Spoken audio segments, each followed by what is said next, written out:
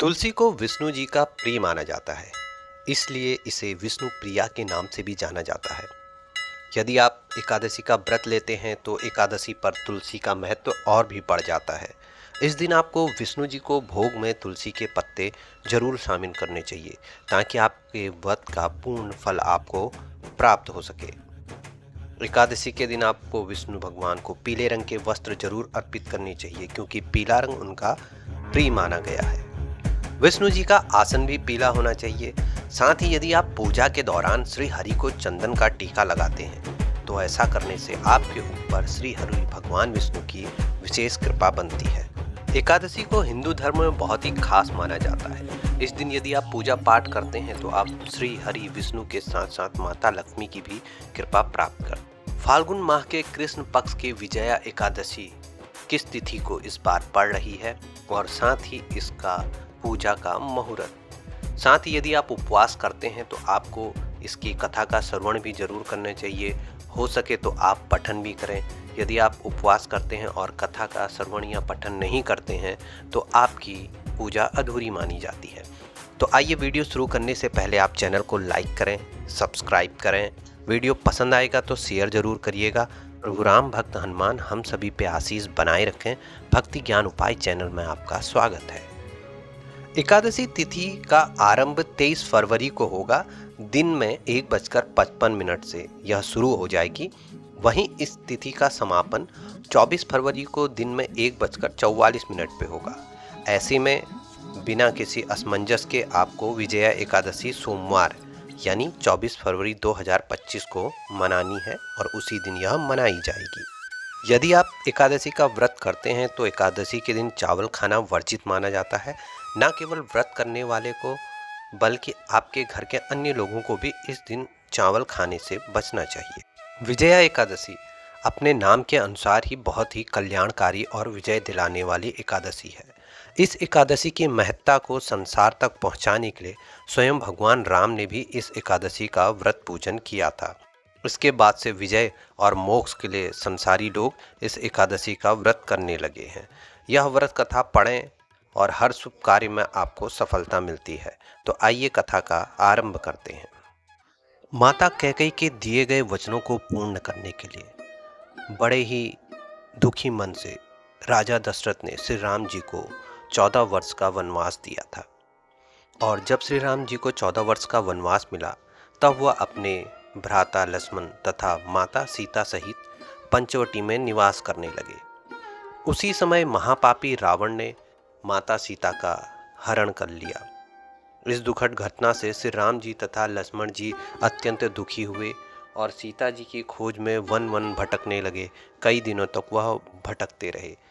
जंगल में घूमते हुए उन्हें मरणासन अवस्था में, जो कि रावण से युद्ध में घायल हुआ था, जटायु मिला। जटायु ने उन्हें माता सीता के हरण का पूरा वृत्तांत बताया और भगवान श्री राम जी की गोद में ही जटायु ने फिर प्राण त्याग दिया। और प्रभु राम की शरण में प्राण त्यागने वाले को स्वर्ग की ही प्राप्ति होती है, तो उसने स्वर्ग की तरफ को प्रस्थान किया। कुछ आगे चलकर श्री राम व लक्ष्मण जी सुग्रीव जी के साथ उनकी मित्रता हो गई। वहाँ उन्होंने बाली का वध किया। यह सारे प्रसंग आपने रामायण में सुने और पढ़े होंगे। श्री राम भक्त हनुमान जी ने लंका में जाकर माता सीता का पता लगाया, लंका का दहन किया और माता से श्री राम जी तथा महाराज सुग्रीव की मित्रता का वर्णन सुनाया और माँ को ढांढसा बधाया कि बहुत ही जल्द श्री राम यहाँ आएंगे। वहाँ से लौट के हनुमान जी ने श्री रामचंद्र जी के पास आए और अशोक वाटिका का सारा वृत्तांत कह सुनाया कि किस प्रकार वहाँ पे उन्हें माता सीता मिली और उन्होंने किस प्रकार लंका का दहन किया। सब हाल जानने के बाद श्री रामचंद्र जी ने सुग्रीव की सहमति से वानरों तथा भालुओं की सेना सहित लंका की ओर कूच किया। समुद्र किनारे पहुंचने पर श्री रामचंद्र जी ने विशाल समुद्र को घड़ियालों से भरा देखकर लक्ष्मण जी से कहा, हे लक्ष्मण, अनेक मगरमच्छों और जीवों से भरे इस विशाल समुद्र को हम कैसे पार कर सकेंगे। प्रभु की यह लीला थी। प्रभु श्री राम की बात सुनकर लक्ष्मण जी ने कहा, भ्राताश्री, आप पुराण पुरुषोत्तम आदि पुरुष हैं। आपसे कुछ भी विलुप्त नहीं है। यहाँ से आधा योजन दूर कुमार द्वीप में वक्लभ मुनि का आश्रम है। वे अनेक नाम के ब्रह्माओं के ज्ञाता हैं, वे ही आप विजय का उपाय आपको बताएंगे। अपने छोटे भाई लक्ष्मण के वचनों को सुनकर श्री राम जी वक्तव्य ऋषि के आश्रम में गए और उन्हें प्रणाम कर एक ओर बैठ गए। अपने आश्रम में श्री राम को आया देख महर्षि ने पूछा, हे श्री राम, आप और मेरी कुटिया में कृपया मुझे प्रयोजन बताएं। प्रभु ने कहा, हे ऋषिवर, मैं सेना सहित यहाँ आया हूँ राक्षस राज रावण को जीतने की इच्छा से। कृपया आप समुद्र को पार करने का उपाय बताएं जो कि मेरे रास्ते में बाधा बन रहा है, और यही मेरा यहाँ आने का प्रयोजन है।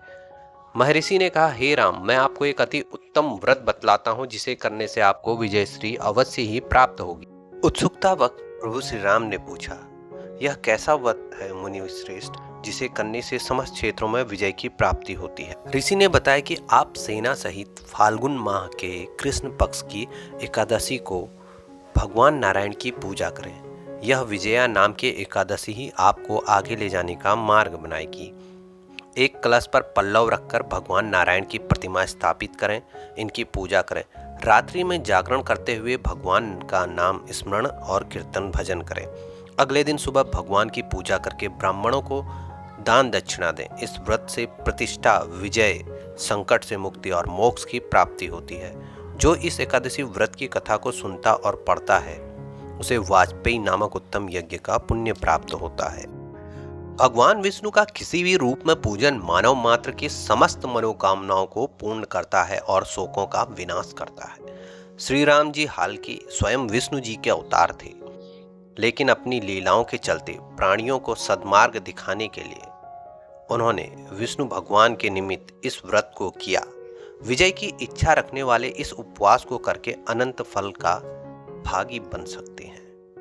विजया एकादशी का उपवास पूर्व के पाप तथा वर्तमान के पापों को नष्ट करने वाला है। तो आप भी विजया एकादशी का व्रत करें, प्रभु के भजन करें, रात्रि जागरण करें और सभी कार्य क्षेत्र में आपको विजय प्राप्त होगी। वीडियो को समाप्त करता हूँ। सहयोग बनाए रखें। धन्यवाद। जय श्री राम।